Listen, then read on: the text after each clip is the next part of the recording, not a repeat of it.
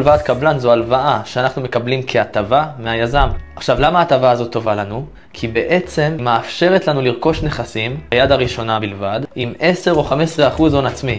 דבר כזה הוא מאוד טוב למי שלצורך העניין יש לו נכס בבעלותו, הוא לא רוצה למכור אותו עכשיו, ואז הוא יכול לשמור על הנכס, שים רק את ההון עצמי הראשוני את ה-10%, ובעוד 3-4 שנים לקראת האכלוס, למכור את הנכס הקיים ולהיכנס לדירה החדשה. למי עוד זה טוב? למי שאין לו הרבה הון עצמי. יש לי עכשיו קצת הון עצמי, אבל אני הייטקיסט, אני יודע שאני יכול לחסוך את הסכום הזה, אז זה גם יכול להיות לי מצוין. היתרונות בדבר הם מאוד מאוד ברורים.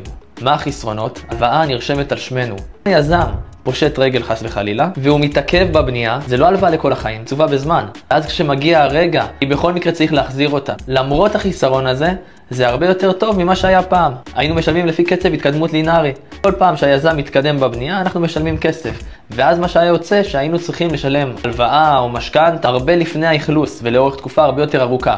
בעצם, במקרה שאני לוקח הלוואת קבלן, במקרה הגרוע, אחרי 3 שנים, אני כאילו אהיה בתשלומים לפי קצב התקדמות לינארי.